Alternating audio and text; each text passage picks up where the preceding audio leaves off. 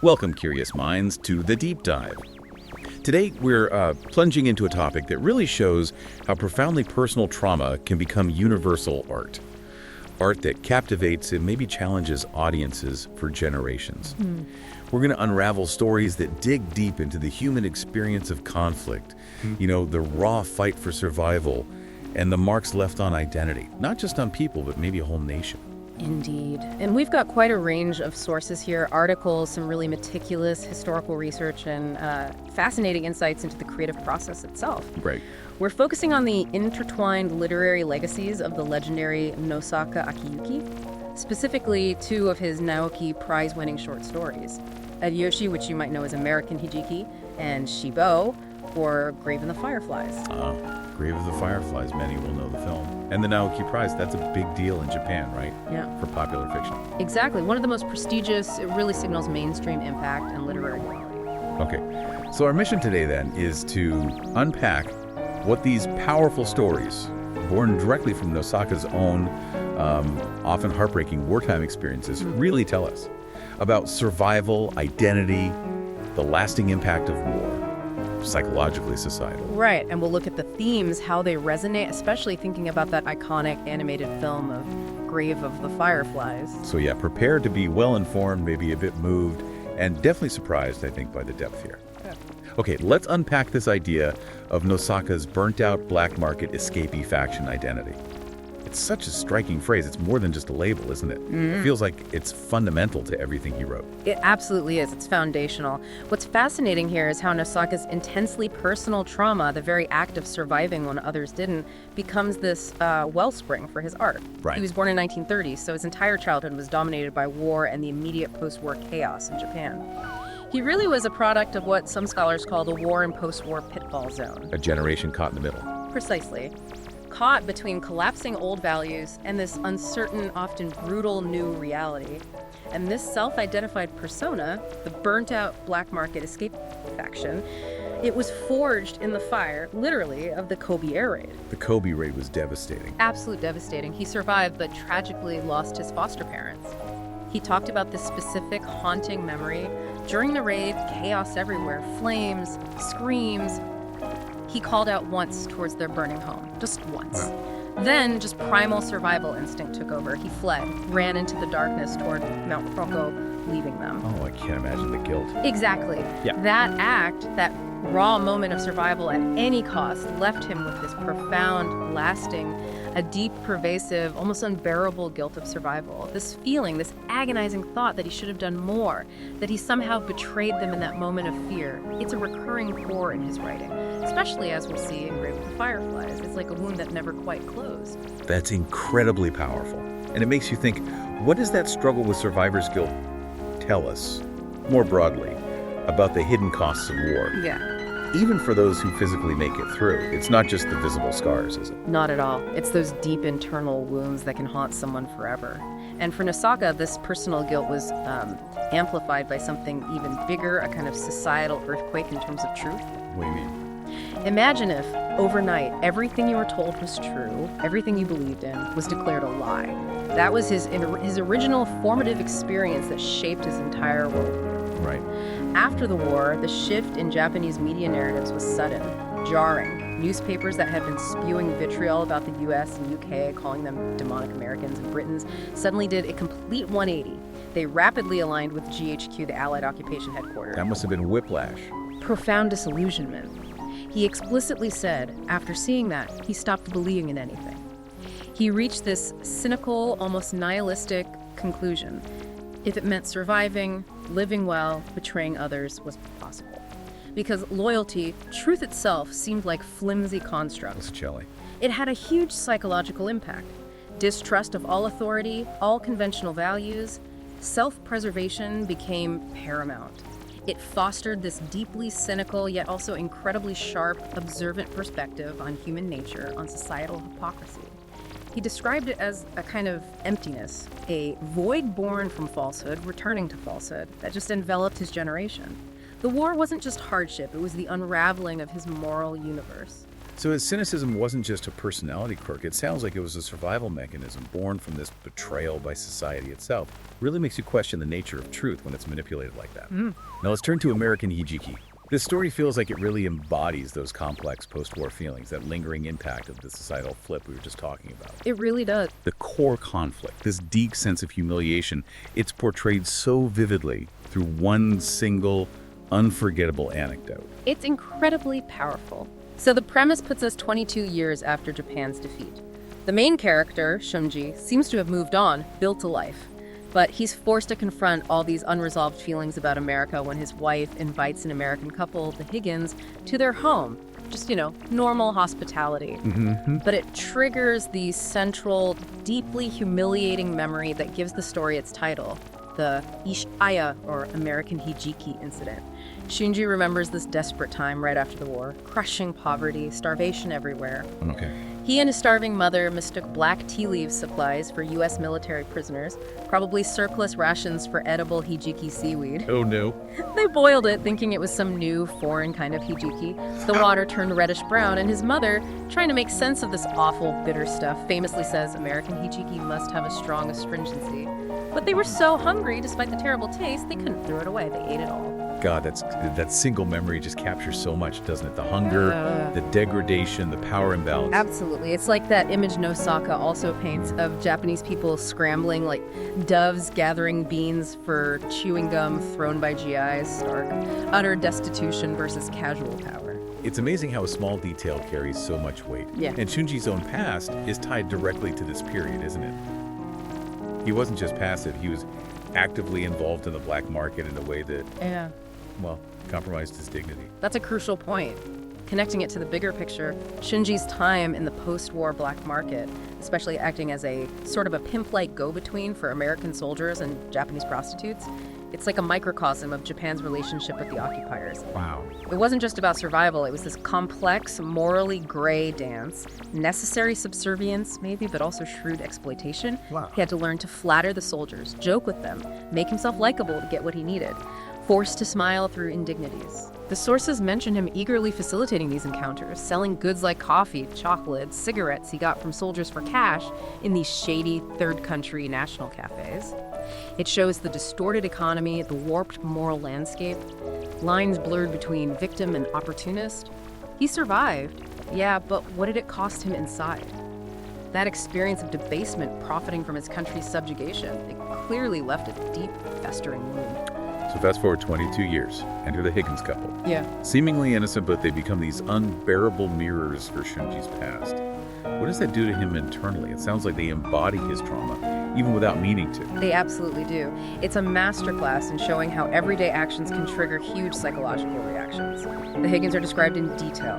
The husband, wealthy, retired State Department guy, was a GI in Japan right after the war in 1946.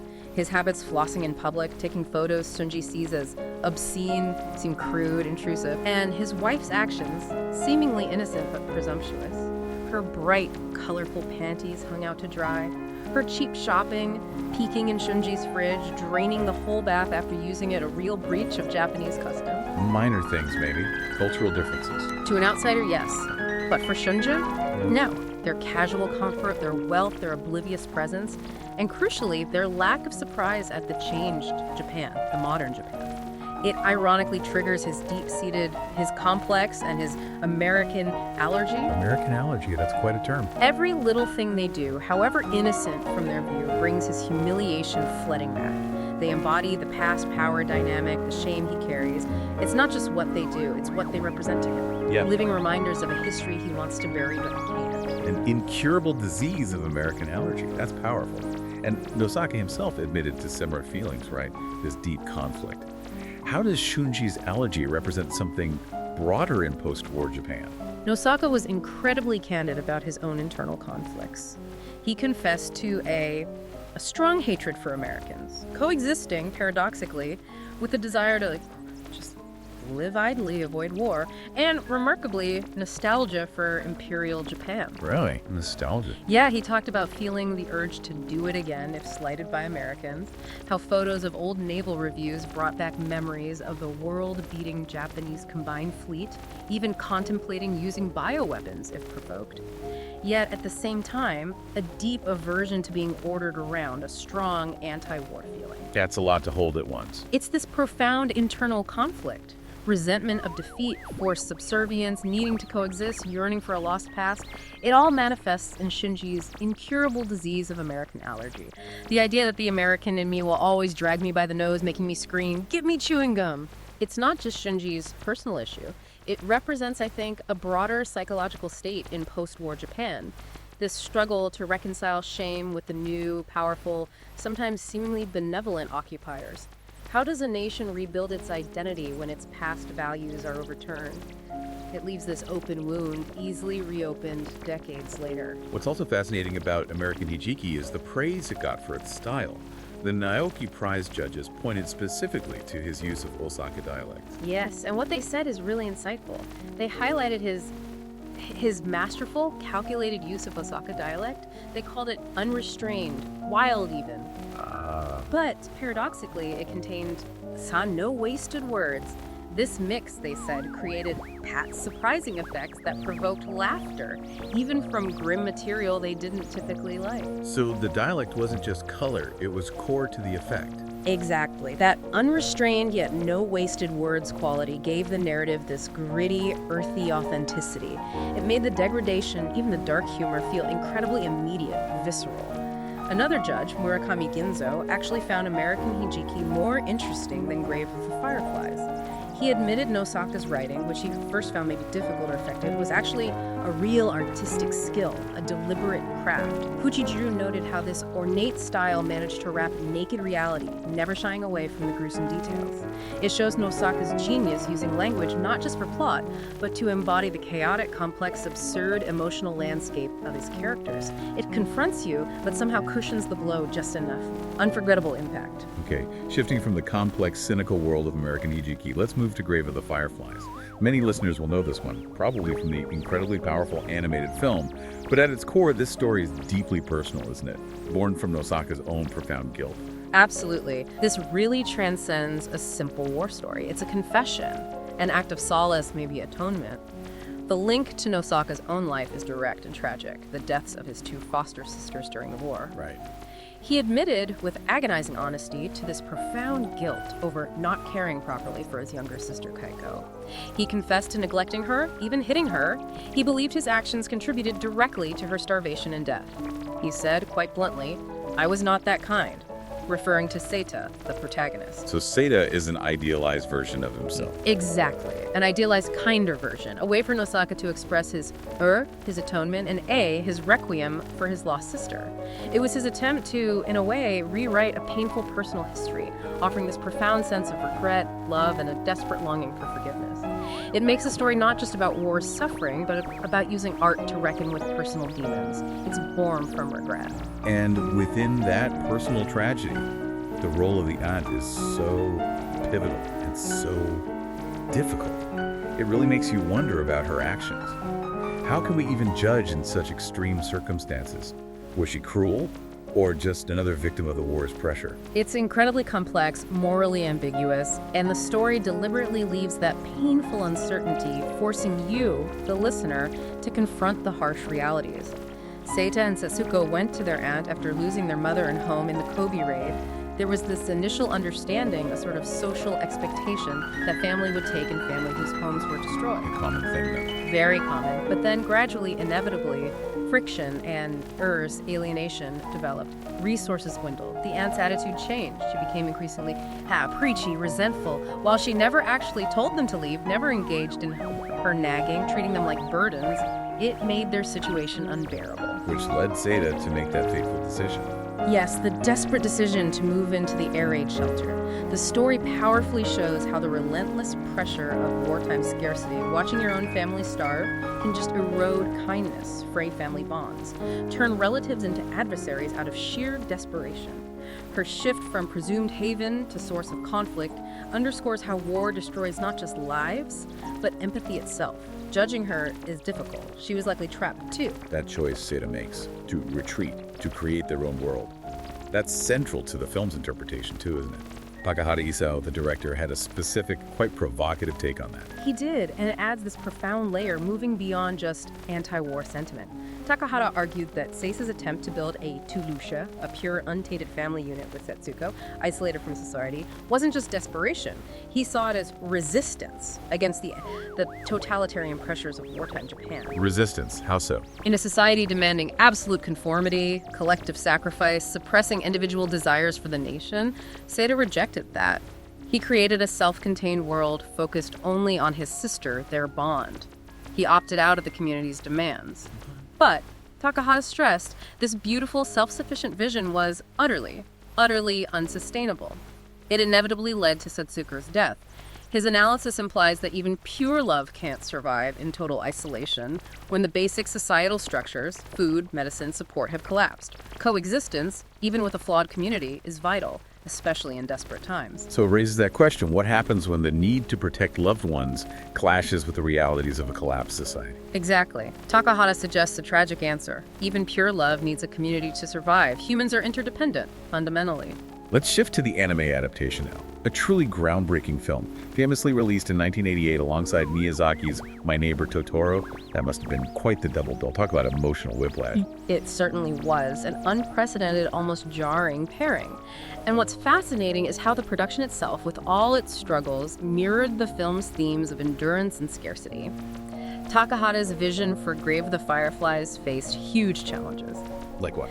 Well, Studio Ghibli was pouring resources into Totoro. Key animators like the brilliant Kondo Yoshifumi were scarce.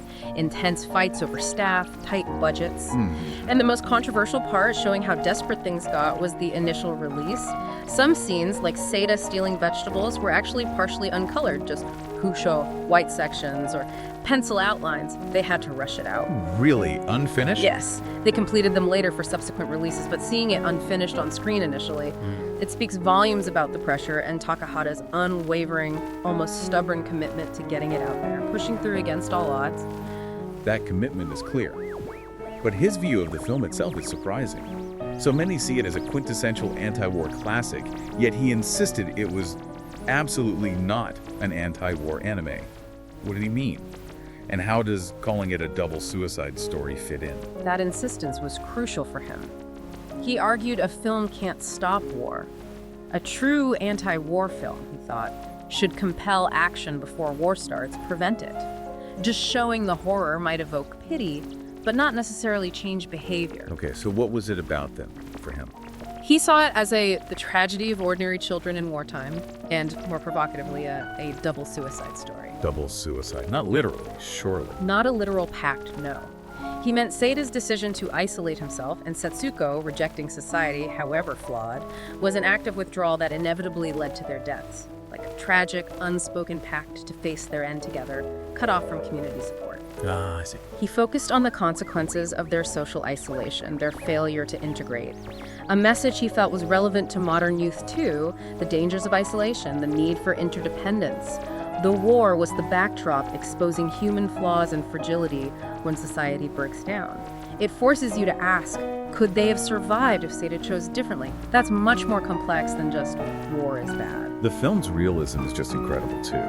Especially knowing many staff didn't live through the war, the historical accuracy, the artistic detail. It almost feels like watching animation as documentary. Absolutely.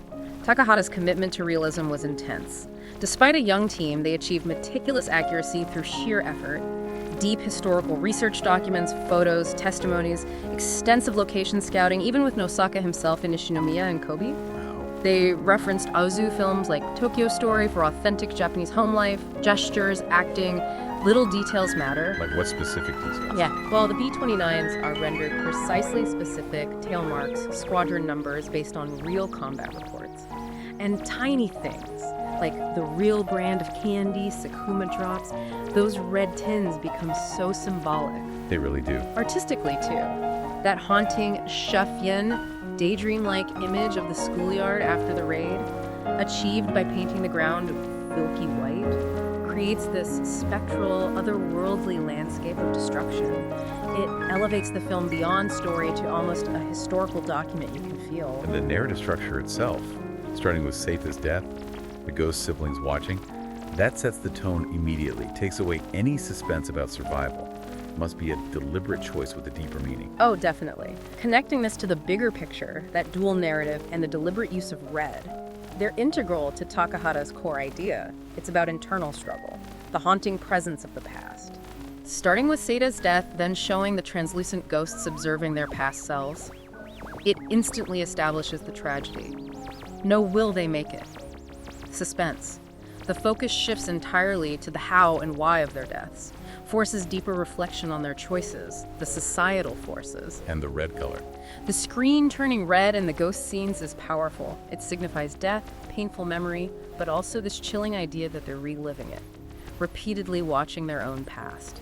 Almost like Ashura, tormented spirits in Buddhism trapped in an endless cycle of suffering and remembrance, bound to their past.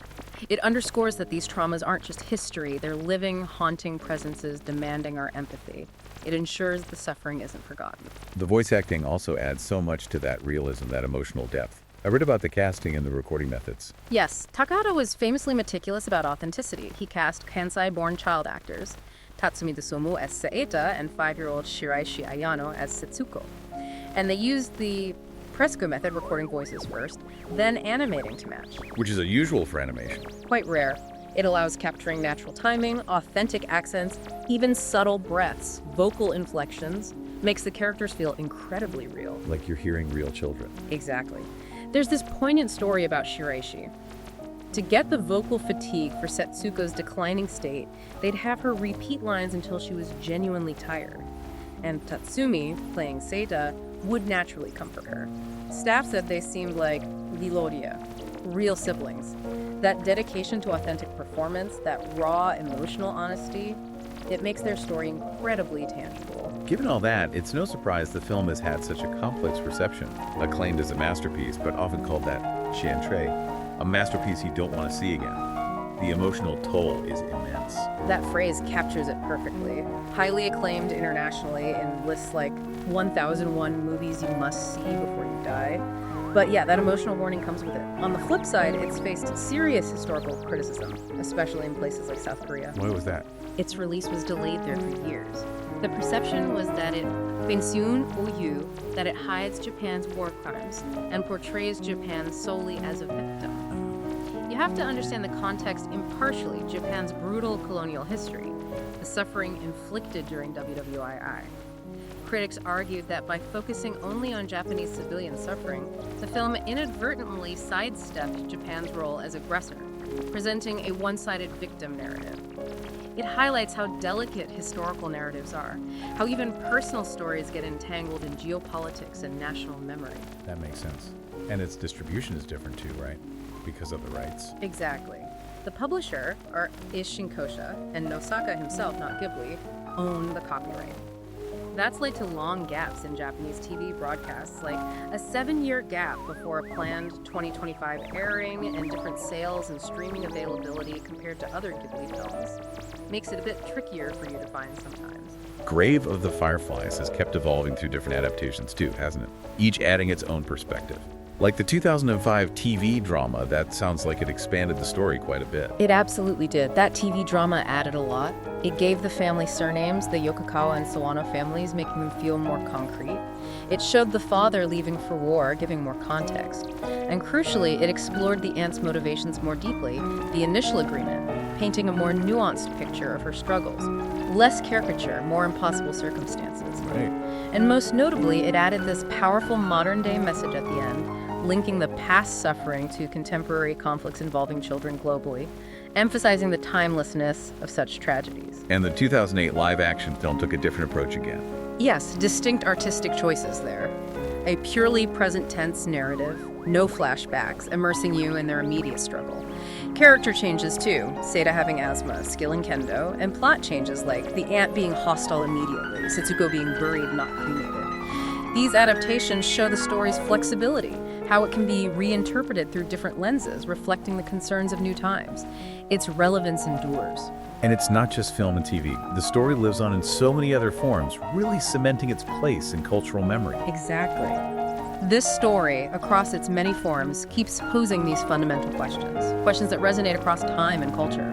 What's the real cost of survival morally, psychologically? How do societies reckon with their past, especially a past with both victimhood and culpability? And how do intensely personal traumas become universal lessons? Lessons that reach people who've never experienced anything like it. Precisely. Beyond films and TV, there's manga, a beautiful choral suite, several stage plays, orchestral performances. This constant reinterpretation speaks volumes about its profound impact. And maybe most significantly, that memorial stone near Nitoko Pond in Nishinomiya, established in 2020. A physical connection. Yes. It solidifies the story's link to its real setting, turning it into a site of remembrance, pilgrimage even. It lets you, the listener, connect directly with the places that inspired this work, transforms a literary tragedy into a concrete point for reflection, ensuring the Fireflies and the children they represent keep shining in our collective memory. #tag outro. So as we wrap up this deep dive, we've seen how G's deeply personal experiences distilled into American Hijiki engraved of the Fireflies really go beyond simple anti-war messages.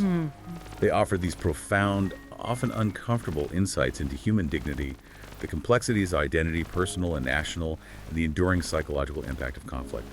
They force us to look beyond easy answers. These aren't just stories about the past.